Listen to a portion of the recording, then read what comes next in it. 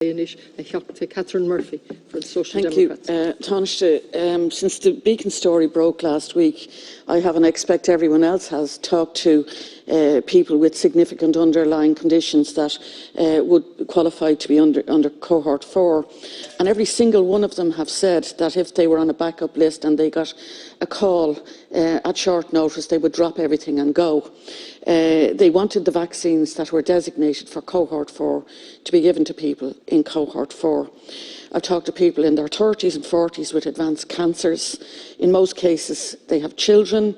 Many I talked to told me that they literally haven't been out of the house for the last year because of the risk of COVID. People with conditions like CF or serious cardiac conditions, people describing just how afraid they are, often talking to you, trying to hold back the tears. I don't think it's fully appreciated just how damaging this scandal has been and how it undermines social solidarity. Now, none of us like the restrictions, and we all feel that the last year has been a stolen year. But with somebody with a life-limiting condition and the precious moments that they spend, indeed, with their children, is beyond calculation in terms of the importance of time.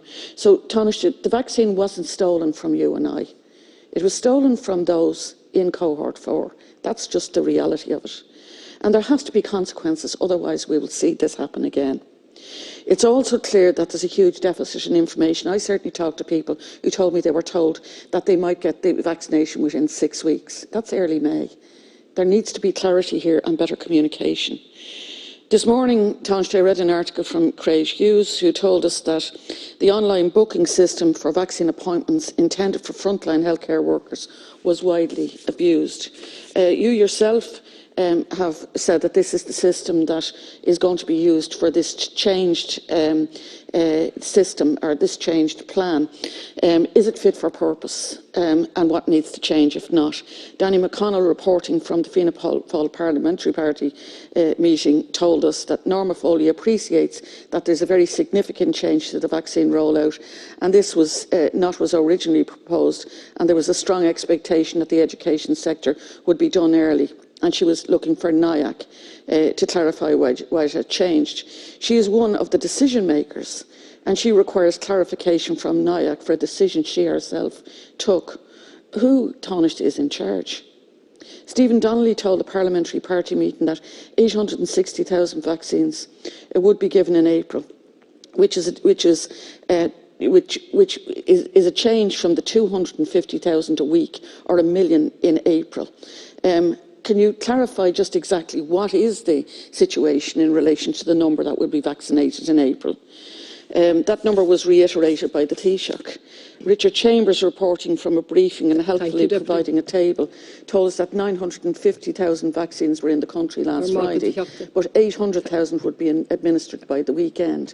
I know some have to be held back, but what of that the extra 150,000? So my questions are, will you tell us about that deficit of 150,000? We're way over time. About the number of vaccines for April, and will you commit to a backup list for people in cohort 4? Thanks very much, Deputy. I think it's important to emphasise that the decision that the government made to revise the priority groups for vaccination was made based on public health advice and the advice of doctors and scientists, both in NIAC, the National Immunisation Advisory Committee, and also NEFID. And I often hear in this House members of the government and members of the opposition saying that we should follow public health advice and that they always follow public health advice.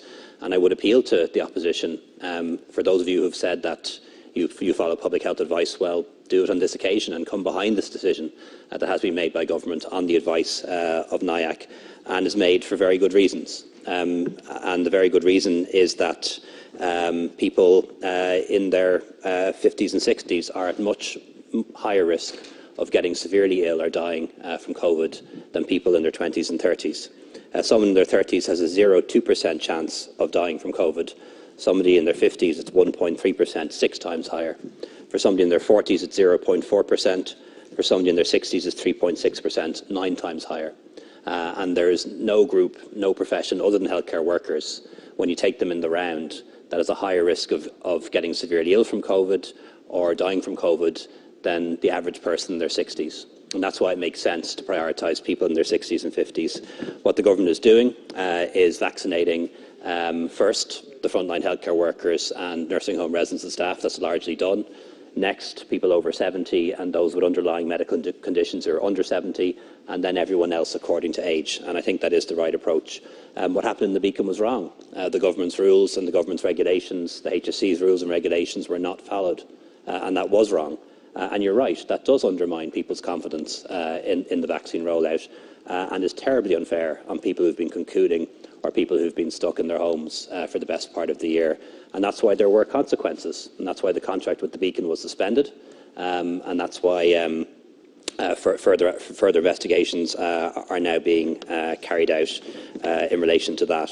And one thing that is very advantageous, I think, about moving towards an age-based system is that it is simple. All you need is proof of date of birth.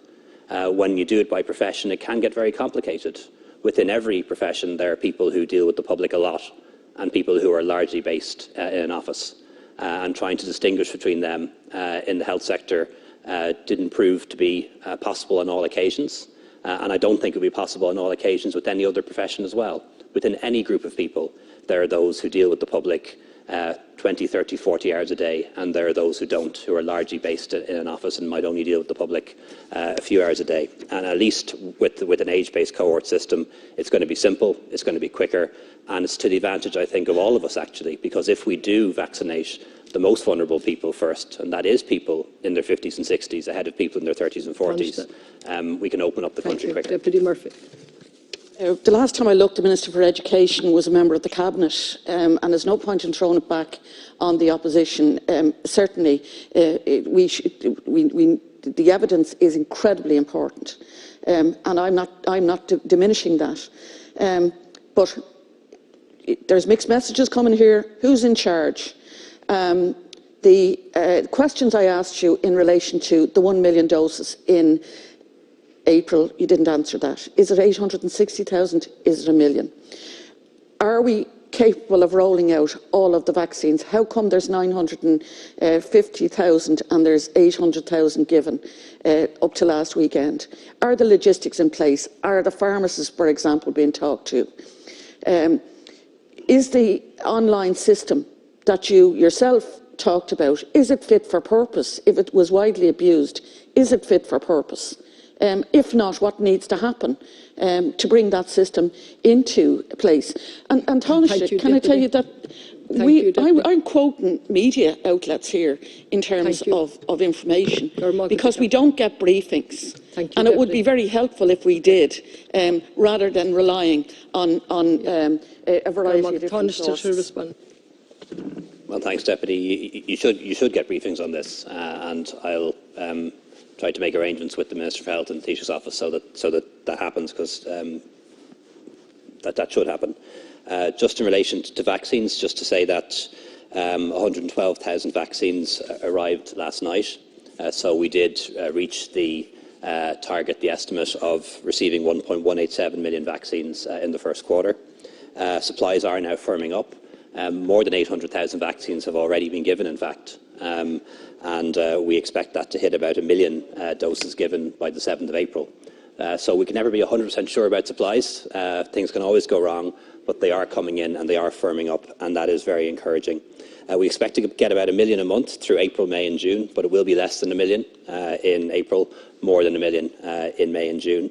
And we do expect to have most adults vaccinated by the end of May, and the vast majority of adults offered their first dose no later than the end of June. And the good news is the data keeps coming in. The vaccines work. They work on the variants too, in terms of preventing serious illness and death. And as the head of the CDC said yesterday, in the US, it appears that the vaccines prevent transmission as well. And that is really encouraging.